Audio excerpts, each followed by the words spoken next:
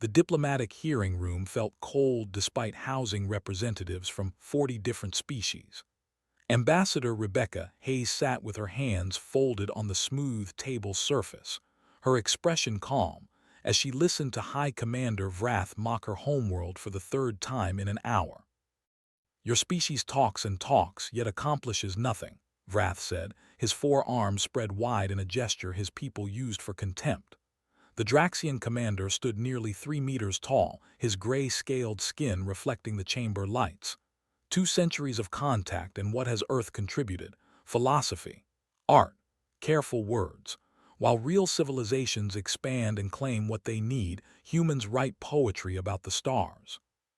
Several council members shifted uncomfortably in their seats. The Alterians, with their crystalline bodies that chimed softly when they moved, stayed perfectly still. The Quarren trade representatives kept their 6 eyes focused on their data tablets, clearly wanting no part of this confrontation. Rebecca waited until Vrath finished before speaking.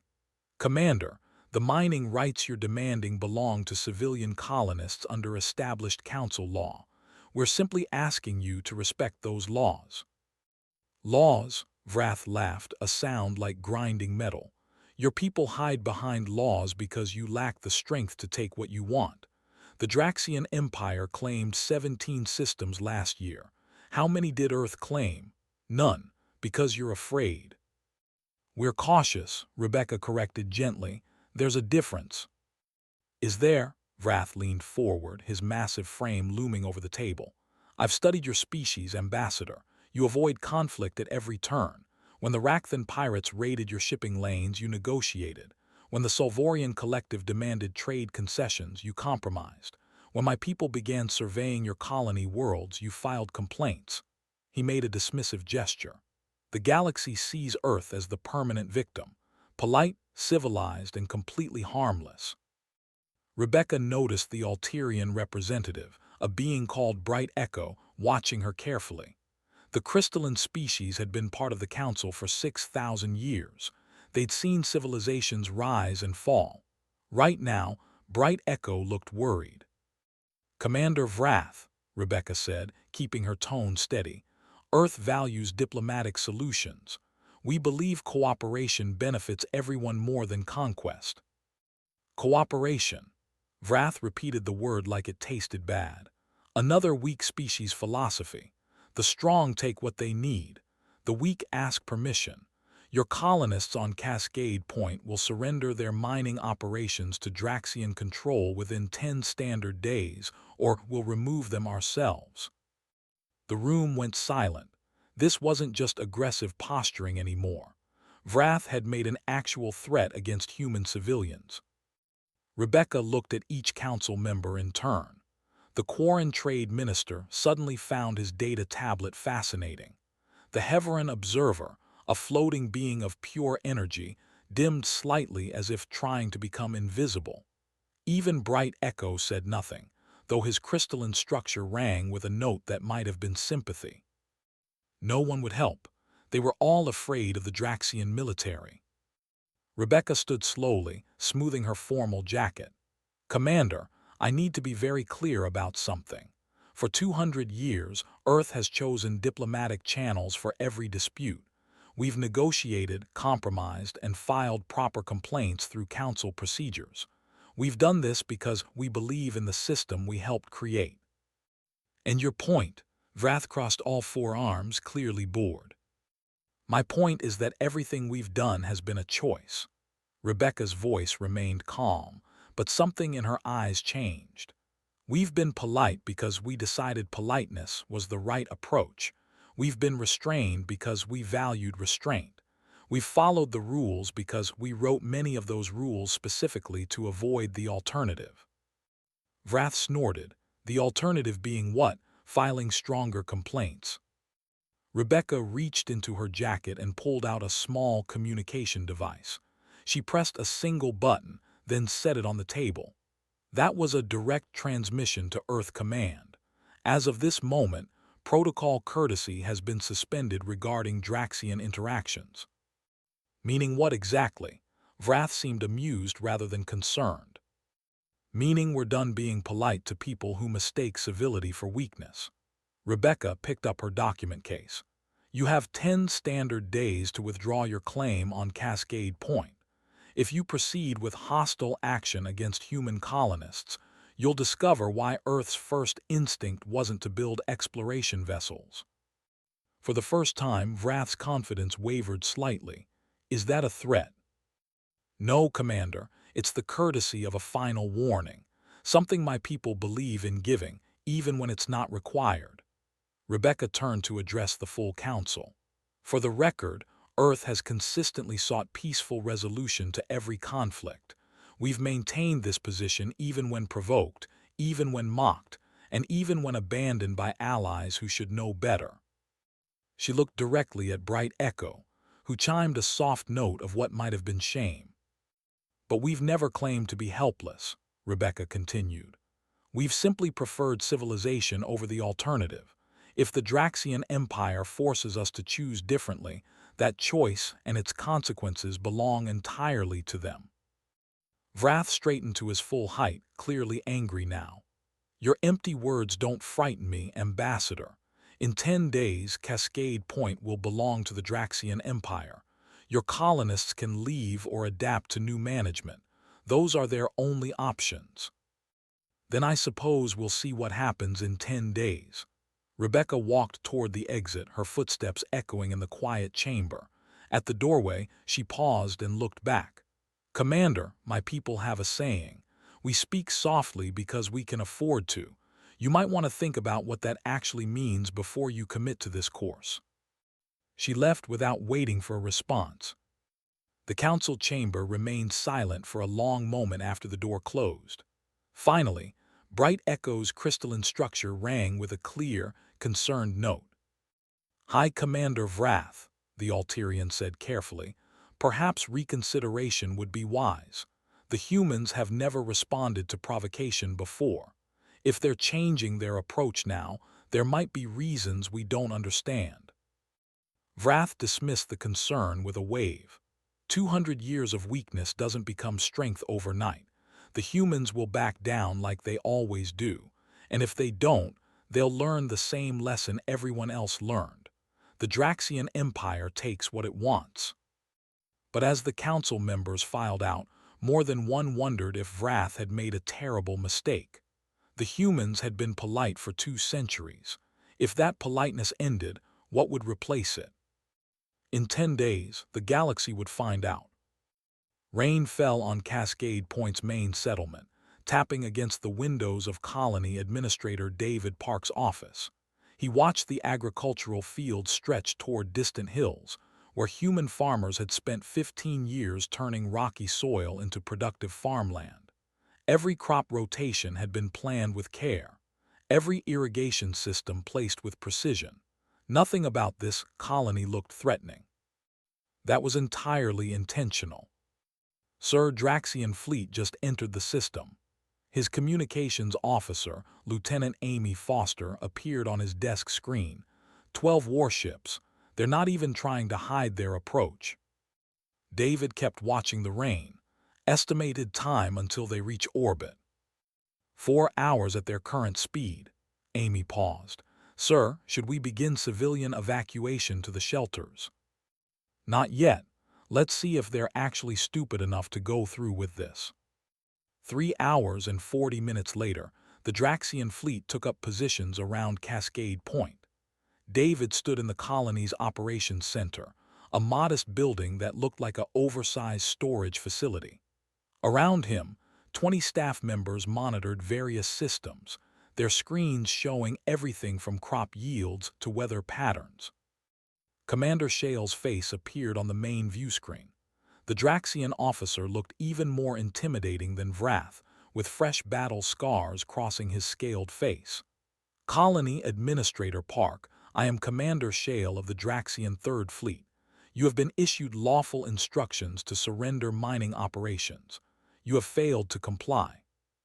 Commander Shale, David replied pleasantly, those instructions weren't lawful.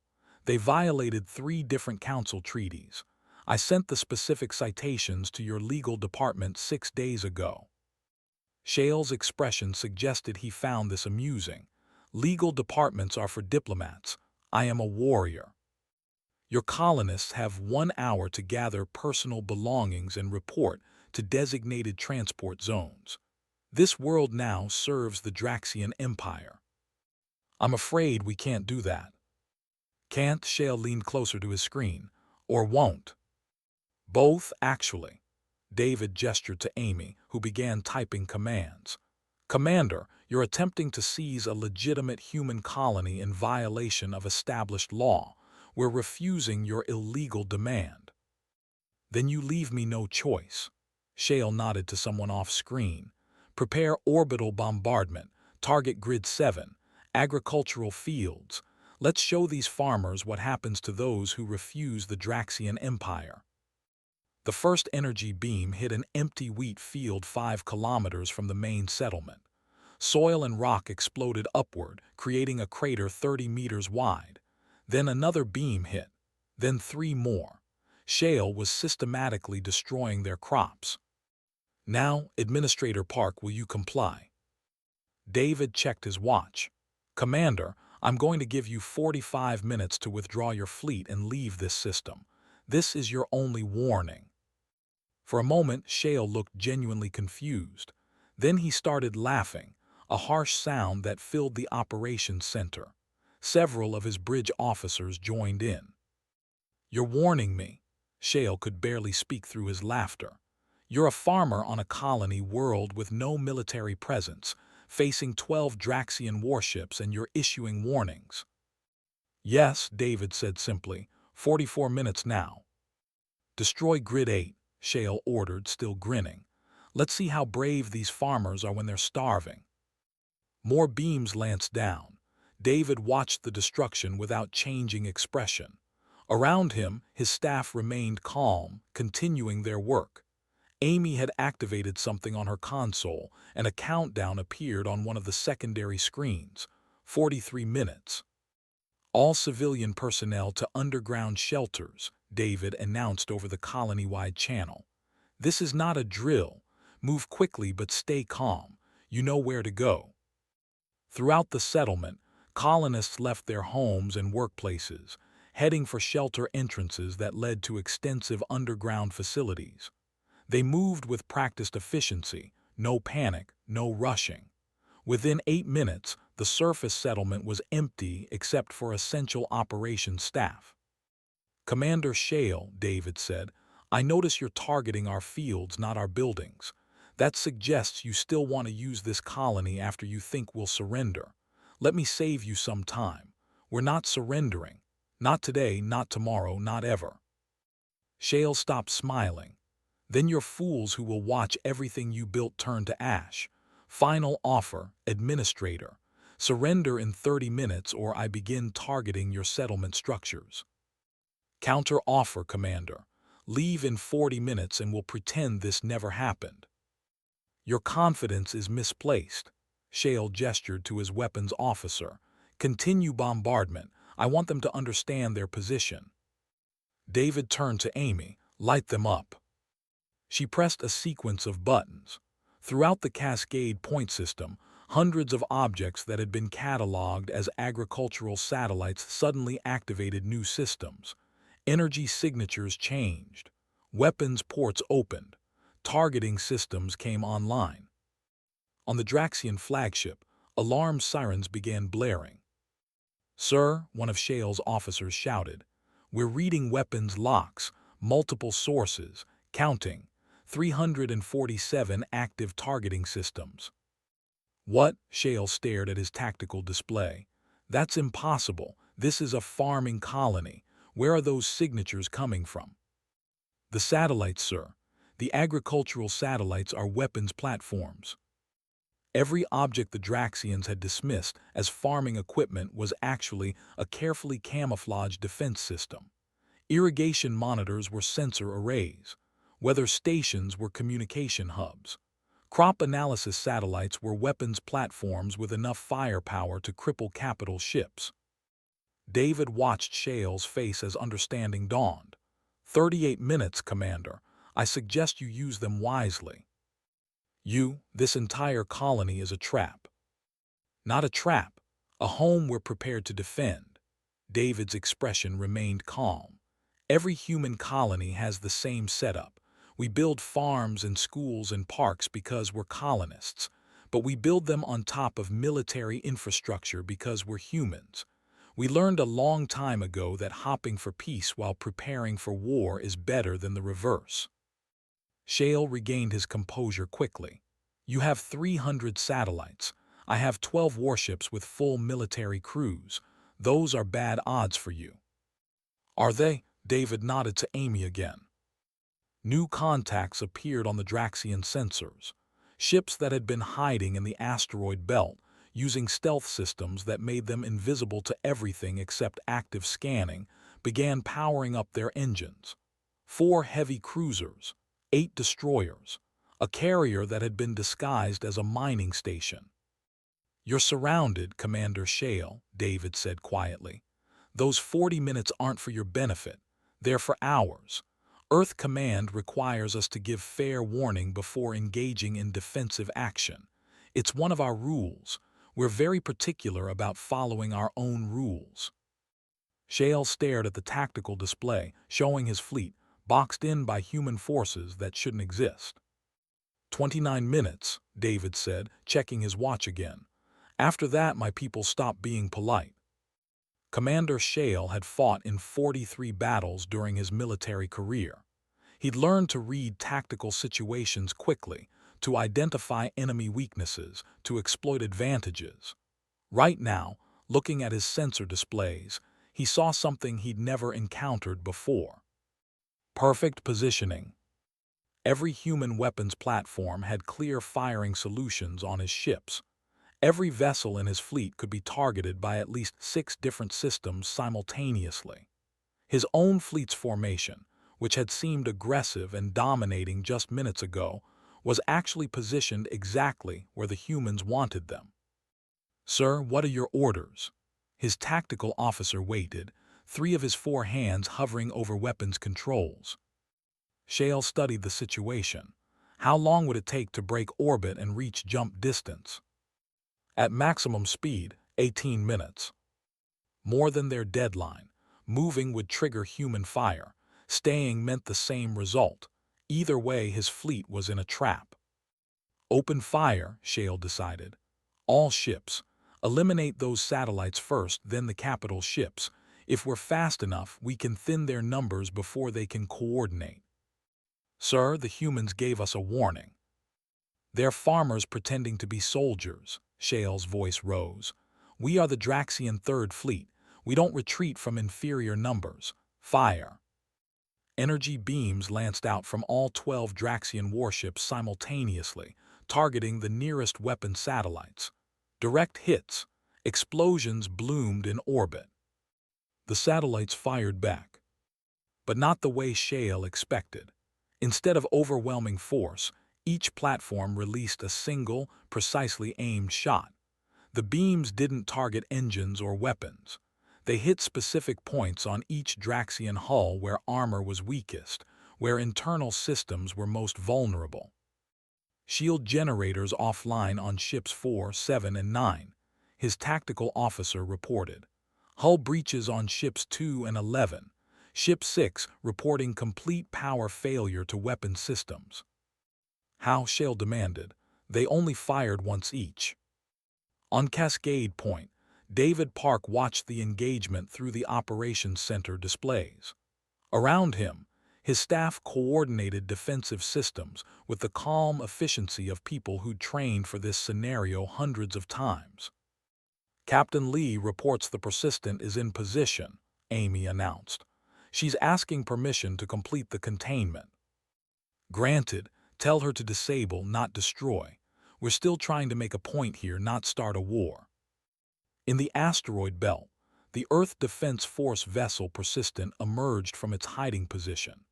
Captain Sarah Lee sat in her command chair, studying the Draxian formation with a tactical eye that came from 20 years of military service. All ships, this is Persistent, she transmitted on a frequency the Draxians could monitor. Form a sphere pattern. Maximum coverage, minimum exposure. Remember, we're here to stop them from leaving, not to kill them. Disabled ships can go home and tell their friends what happened. The human vessels moved with practiced precision. No wasted motion. No aggressive displays. They simply flowed into positions that completely blocked every escape route. On the Draxian flagship, another alarm blared. "Sir, we can't hit them." The weapons officer sounded desperate. "They're moving too fast. Staying at ranges where our weapons are less effective while theirs remain fully operational. It's like they know our exact weapon specifications." They did. Earth intelligence had been quietly gathering data on every Council military force for 150 years. Not for conquest, for preparation. "New contacts," the tactical officer shouted. "They're coming from the planet's surface, counting 20 atmospheric fighters. No, wait, 40, 60, sir, they're everywhere." Shale watched in growing horror as Cascade Point's true nature revealed itself. What looked like cargo haulers were actually troop transports. What seemed like civilian shuttles were attack craft. The entire colony had been designed to look peaceful while being completely capable of defending itself. His ship shook from another precise hit. This time, the navigation systems went offline. "Sir, we need to surrender," his second officer said. "We're outmatched. They're systematically disabling our fleet without even using full force." "No," Shale slammed a fist against his command console. "The Draxian Empire doesn't surrender to farmers." "They're not farmers," the second officer said quietly. "Look at them, sir. Really look. They're fighting like they've done this 1,000 times before. Perfect coordination. Zero wasted shots. They're disabling us piece by piece with surgical precision. These aren't colonists playing soldier. These are soldiers who happen to be farming." Another hit. Life support flickered. David checked the countdown. 15 minutes. Commander Shale is stubborn. "His flagship just lost weapons capability," Amy reported. "3 of his ships are completely disabled. The rest are trying to maintain defensive positions, but our fighters are too fast. Tell Captain Lee to give him one more chance. Direct transmission." On the Draxian flagship, Shale's communications screen activated without his permission. Captain Lee's face appeared. "Commander Shale, this is Captain Sarah Lee of the Earth Defense Force. You've now seen what happens when humans stop being polite. Your fleet is disabled but intact. Your crews are alive but trapped. This was all done with less than 40% of our defensive capability in this system." Shale said nothing, his forearms hanging at his sides. "You have one chance to walk away from this," Lee continued. "Power down your weapons. Accept emergency repairs from our engineering teams. Then leave and tell your High Commander what happened here. Tell him that Earth has been preparing for war while hopping for peace since before we met any of you. Tell him that every human colony has the same defensive setup. Tell him that our merchant ships are actually light cruisers. Tell him that we've been recording every Council military exercise for a century, and we know exactly how each species fights." "Why," Shale finally spoke, "why hide all this? Why pretend to be weak?" "We didn't pretend to be weak. We chose to be civilized." Lee's expression softened slightly. "There's a difference, Commander. We built weapons because the universe is dangerous, but we didn't lead with them because we wanted to give peace a real chance. You mistook that choice for inability." Shale looked at his ruined bridge, his disabled fleet, his defeated crew. "What happens now?" "Now you go home, and you tell the truth about what happened when someone finally pushed Earth too far." Lee leaned forward. "We gave you warnings, Commander. We followed our rules. We tried diplomacy. When you refused all of that, we showed you why diplomacy was actually your best option. Do you understand?" Slowly, Shale nodded. "Good, power down your weapons. Our teams will help with repairs. And Commander, next time someone offers you a peaceful solution, maybe take it." The screen went dark. Shale turned to his crew, his voice tired. "Stand down, accept their assistance." In the operations center on Cascade Point, David Park allowed himself a small smile. Contact Ambassador Hayes. Tell her the Draxians just learned an important lesson. The emergency council session began 3 hours after the battle at Cascade Point ended. Representatives from every major civilization crowded into the chamber, their various forms of anxiety filling the air with worried sounds, scents, and energy signatures. Ambassador Rebecca Hayes entered last, carrying a data storage unit. She looked exactly as composed as she had 10 days earlier when Vrath had mocked her. That calm now seemed much more significant to everyone watching. "Thank you for convening on such short notice," Rebecca said, connecting her device to the chamber's central display system. "I believe it's time Earth had an honest conversation with the Galactic Council." High Commander Vrath stood immediately. "Your forces attacked a Draxian fleet without. Defended a colony against an illegal invasion," Rebecca corrected, her voice sharp. "Commander Shale initiated orbital bombardment of civilian agricultural areas after we refused an unlawful demand. We responded with precisely measured defensive force. Every Draxian crew member survived. Their ships will be fully repaired within days. If we'd attacked them, Commander, there wouldn't be survivors to repair." Vrath started to respond, but Bright Echo's crystalline chime cut through the chamber. "Perhaps we should hear what Ambassador Hayes wishes to share. I suspect we've all been operating under incorrect assumptions about humanity." Rebecca nodded her thanks to the Alterian. "You're absolutely right, Bright Echo. For 200 years, Earth has presented itself as a peaceful, diplomatic species interested in trade, culture, and cooperation. Everything we showed you was true. We do value those things." She activated the display. An image of Earth appeared, rotating slowly in space. "But we didn't show you the complete picture. We didn't lie, we simply didn't volunteer certain information. Information I believe you need to understand now." Rebecca touched a control and the image changed. "This is Earth 300 years ago, before we developed faster-than-light travel, before we met any of you." The display showed cities in ruins, landscapes scarred by weapons, oceans contaminated. Bright Echo's crystalline structure rang a note of distress. "My species nearly destroyed itself," Rebecca said quietly.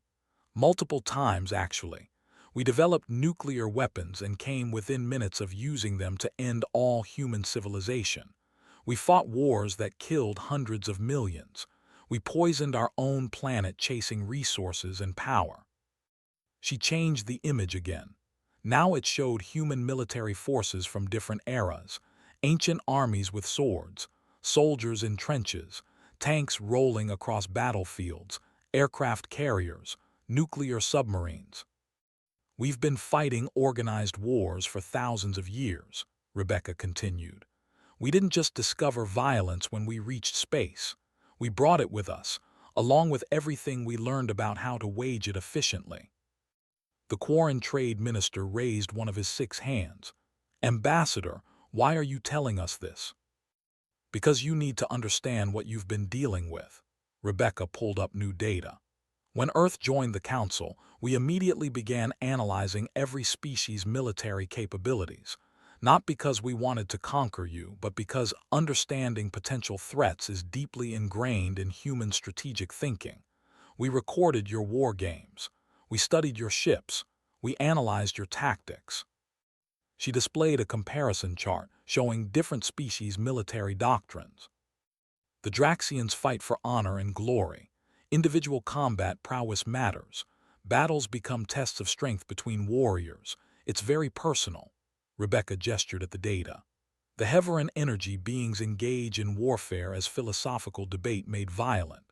The Quarren treat war like complex trade negotiations. The Alterians fight only when absolutely necessary, seeking to minimize harm." "And humans?" Bright Echo asked, though his tone suggested he already knew. "Humans fight to win." Rebecca's expression hardened. "Not for honor, not for glory, not to prove anything.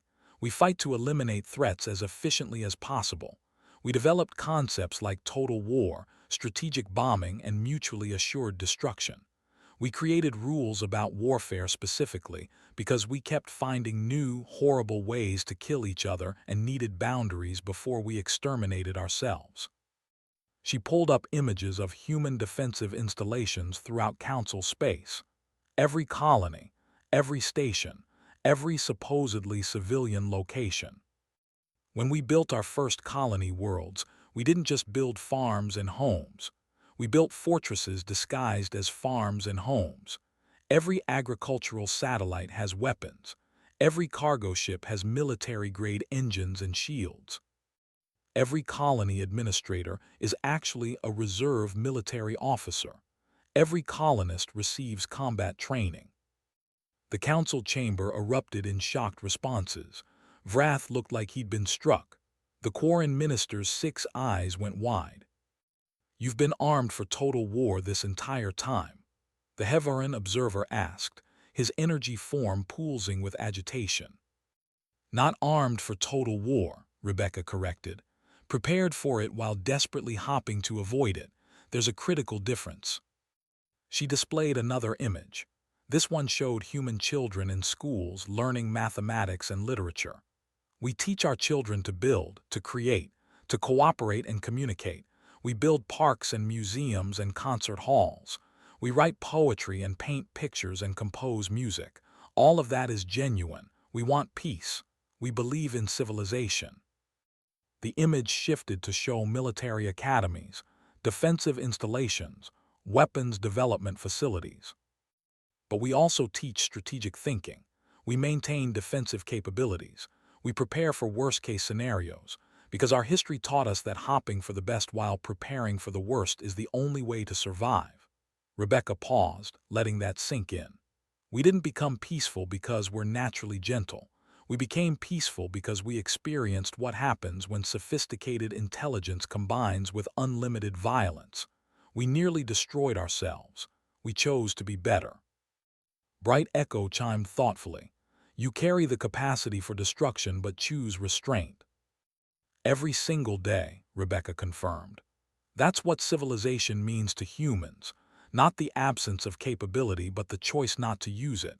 We could have revealed our full military strength when we joined the Council. We could have demanded territory, resources, influence. Instead, we offered friendship and cooperation."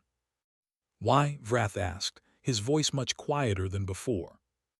"Because we wanted to prove we'd learned from our mistakes. Because we hoped the galaxy could be better than humanity's worst moments. Because carrying the ability to destroy everything around you while choosing to build instead is the highest achievement we can imagine." Rebecca looked around the chamber at representatives who now saw Earth in an entirely different light. "You thought we were weak because we chose diplomacy. You mistook our preference for peaceful solutions as inability to enforce our positions. But humans don't do anything halfway, Council members. When we chose peace, we built the strongest military infrastructure in the galaxy to protect that peace. When we chose cooperation, we prepared to defend our cooperating partners. When we chose civilization, we became ready to fight any threat to that civilization with everything we had." The chamber remained silent.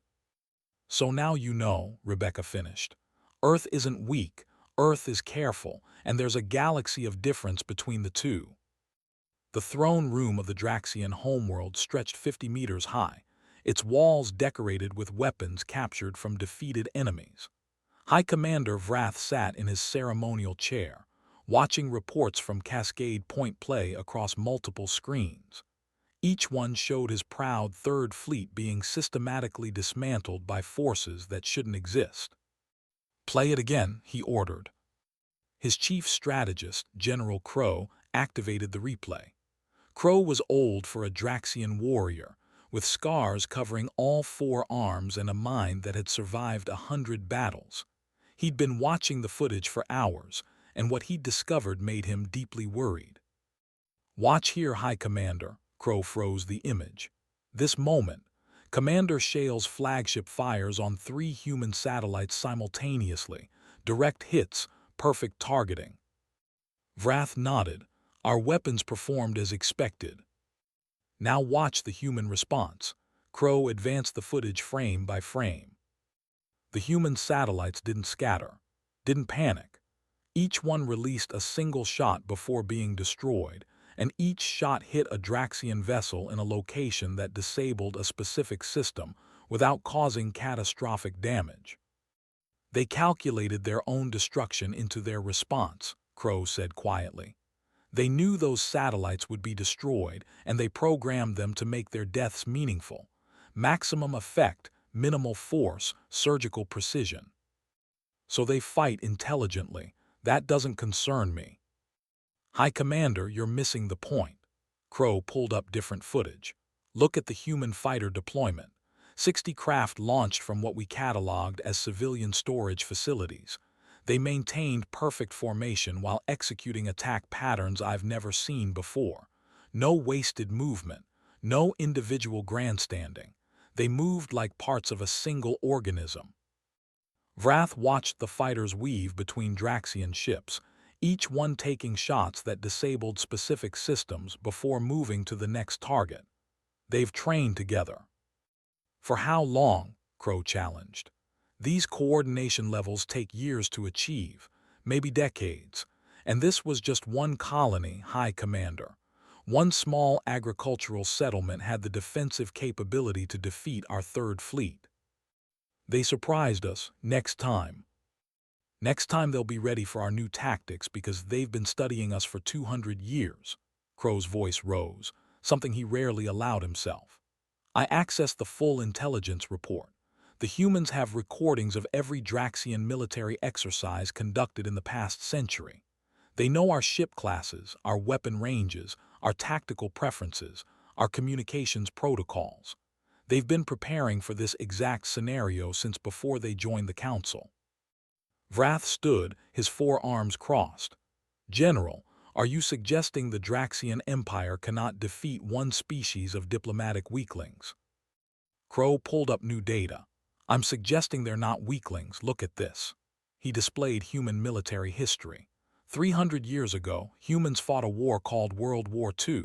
Duration, 6 years. Casualties, 75 million dead. They mobilized entire planetary populations. They developed weapons capable of destroying cities. They created industrial systems that produced thousands of combat vehicles per month. Images flashed across the screens. Battles that raged across continents. Weapons that seemed designed solely for efficient killing. Strategic bombing campaigns that reduced urban centers to rubble. They fight total war, High Commander. Not for territory, not for honor. They fight to completely eliminate threats. And they do it with industrial efficiency we've never achieved. Vrath studied the images. That was 300 years ago, ancient history. History they remember. Crow pulled up more recent data. Current human defensive doctrine, accessed from their civilian networks because they don't even bother hiding it. Every colony has minimum defensive capability to resist invasion until reinforcements arrive. Every civilian ship can be converted to military use within hours. Every human adult receives basic combat training. They've created a civilization that can transform into a war machine without changing its fundamental structure. You're saying we can't win. I'm saying the cost would be catastrophic. Crow displayed tactical projections. Best case scenario, we mobilize the entire Draxian fleet, attack Earth directly before they can consolidate defenses. We might win. Projected casualties, 60 to 70% of our military forces. Earth would fall, but we'd be so weakened that any other species could finish us. And worst case, they've had 200 years to prepare, High Commander. Worst case is we discover they've been hiding capabilities that make what happened at Cascade Point look minor. We attack their homeworld and find it's actually a fortress that makes our own defensive installations look primitive. Vrath sat back down slowly. Explain. The humans think in terms of deterrence. They build weapons they never want to use. Hopping their mere existence prevents conflict. It's why they hid their true strength. They wanted us to choose peace because understanding their capabilities made war too costly. Crow pulled up images of Earth's defensive grid. Everything we can detect suggests massive orbital platforms, ground-based systems, automated defenses, and military forces far exceeding what they showed at Cascade Point. And that's just what we can detect. You think there's more? I think a species that camouflaged weapons platforms as agricultural satellites for 200 years has hidden much more than we can imagine. I think attacking them would be the last thing the Draxian Empire ever did. Vrath was quiet for a long moment. Around them, the throne room's captured weapons seemed less impressive now, trophies from opponents who'd fought honorably. Following rules both sides understood, the humans didn't fight that way. They fought to win, using any advantage available. What would you recommend, General? Crow pulled up a communication interface. I recommend we contact Ambassador Hayes and request formal negotiations. I recommend we acknowledge we made a mistake. I recommend we learn from this before it costs us everything. The Draxian Empire doesn't apologize. Then perhaps it's time we learned. Crow met Vrath's gaze steadily. High Commander, I've served our people for 40 years. I've won battles against every major species in the Council, but I've never faced an opponent like this. The humans aren't just strong. They're patient. They prepared for war while building peace, and they did it so well that we never suspected. That's not weakness. That's the most dangerous kind of strength. Vrath looked at the screens showing his defeated fleet, then at the projections of what would happen if they escalated. Finally, he nodded. Contact the ambassador, arrange a meeting, private, direct, no council involvement. Yes, High Commander. As Crow left to make the arrangements, Vrath remained in his throne, surrounded by weapons taken from honorable opponents. He wondered if future Draxians would look at this room and understand that sometimes the greatest victory was knowing when not to fight. The humans had been trying to teach that lesson for 200 years. The Draxian Empire had finally learned to listen. 1 week after Cascade Point, the Galactic Council Chamber hosted an unprecedented gathering. High Commander Vrath stood before the assembled representatives, his 4 arms held in a position that signified respect among his people. For a warrior of his rank to show such deference was shocking enough. What he said next stunned everyone present. The Draxian Empire formally withdraws all territorial claims regarding human colony worlds. We acknowledge our actions violated established council law. We offer sincere apology to the people of Earth and to Ambassador Rebecca Hayes specifically. The chamber erupted in surprised reactions. Bright echoes' crystalline structure rang with notes of astonishment. The Quarren Trade Minister nearly dropped his data tablet. Rebecca stood, her expression carefully neutral. The apology is accepted, High Commander. Earth has no interest in prolonging hostility. Vrath nodded, then did something even more surprising. He walked to the human delegation section and extended his primary right arm in the human gesture of greeting. Rebecca shook his hand, and several species in the chamber made sounds of disbelief. If I may address the Council, Vrath said, returning to his position. The Draxian Empire has learned a valuable lesson. We mistook patience for weakness. We confused diplomatic restraint with inability to act. These mistakes could have cost us everything. He gestured toward the central display, where footage from Cascade Point began playing. We attacked a human colony believing them defenseless. Within minutes, we discovered they possessed defensive capabilities exceeding our own military installations. Within an hour, our entire fleet was disabled. The humans could have destroyed us. They chose not to. That choice taught us more than any victory could have. Vrath looked directly at Rebecca. Ambassador Hayes tried to warn us. She said humans had been polite because they chose to be. We didn't listen. We should have. The Hevaran observer pulsed with curiosity. What changed your perspective, High Commander? Understanding their history. Vrath activated new images showing human conflicts from centuries past.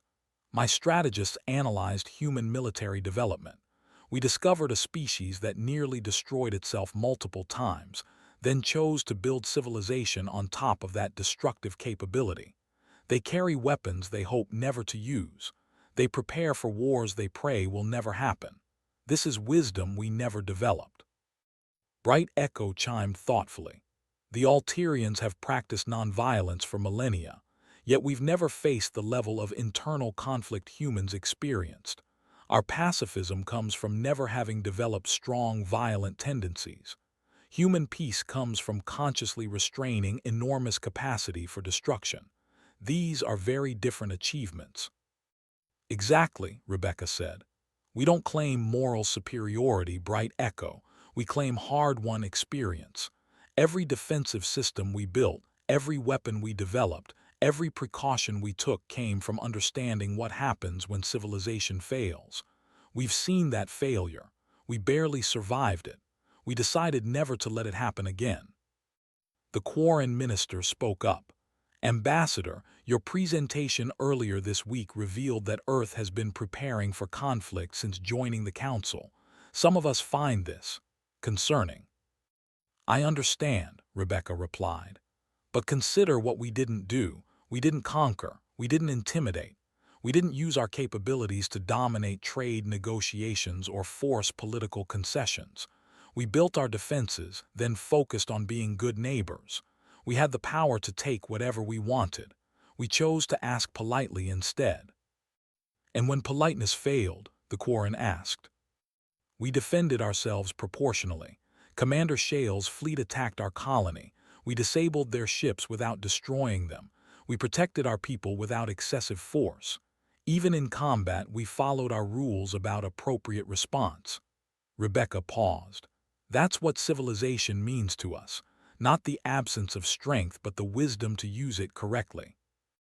Vrath spoke again. The ambassador is correct. My forces initiated illegal military action. The human response was measured and appropriate. They could have made an example of us. Instead, they made a point. What point? Bright Echo asked. That strength means nothing without restraint. That true power includes knowing when not to use it. That civilization is a choice you make every day, not a condition you're born into. Vrath's voice carried conviction. These are lessons the Draxian Empire needs to learn. Rebecca pulled up new data. The Council is at a crossroads.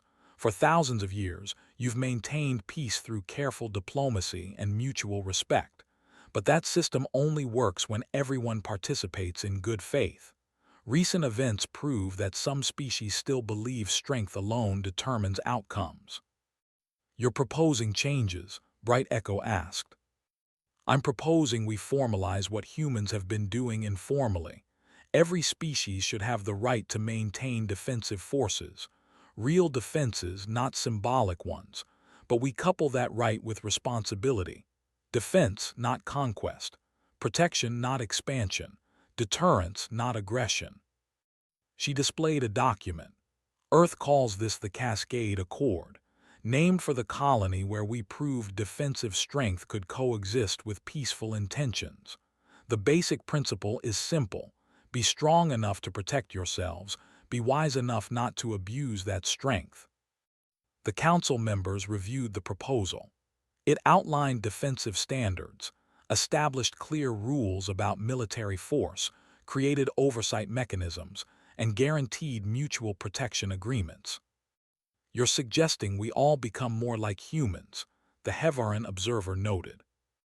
I'm suggesting we all become more honest about what security requires, Rebecca corrected. The galaxy isn't safe because everyone's nice. It's safe because conflicts cost more than anyone wants to pay. Humans learned that lesson through terrible experience. We're offering to share what we learned so others don't have to repeat our mistakes. Bright Echo's structure sang a complex chord. This represents fundamental change to Council operations. The Council needs fundamental change, Vrath said firmly. The current system allowed my people to become aggressive because we faced no real consequences. The humans showed us that consequences exist. They were just hidden behind diplomatic courtesy. Better to make expectations clear from the beginning. Over the next hour, the council debated the proposal. Some species worried about increased militarization. Others saw the wisdom in honest defensive preparations. Eventually, Bright Echo called for a vote. The Cascade Accord passed with overwhelming support. As the session ended, Vrath approached Rebecca privately. "Ambassador, my strategists believe Earth has capabilities you still haven't revealed." Rebecca smiled slightly. "High Commander, we have defensive systems we hope never to use. Whether we've revealed everything is less important than the fact that what we've shown is already enough to make conflict a bad idea for everyone involved." "A deterrent." "Exactly. We built enough strength to make attacking us too costly, then stopped building and started farming. We could have continued military development indefinitely. We chose peace instead." Rebecca extended her hand again. "The question isn't what else we can do, Commander. The question is what we choose to do, and we choose cooperation." Vrath shook her hand, understanding finally complete. Outside the council chamber, Rebecca looked at Earth through the station windows. Humanity's homeworld looked peaceful from here, a blue and green sphere dotted with lights. Those lights marked cities full of art and music and literature. They also marked defensive installations capable of protecting that civilization from any threat. Both things were true, both things were human. She told the galaxy that Earth was polite by choice, not necessity. Now they understood what that meant. The real question was whether they'd remember the lesson, or if someday another species would need the same reminder. Rebecca hoped not, but if necessary, humanity would be ready. They were always ready. That was the whole point.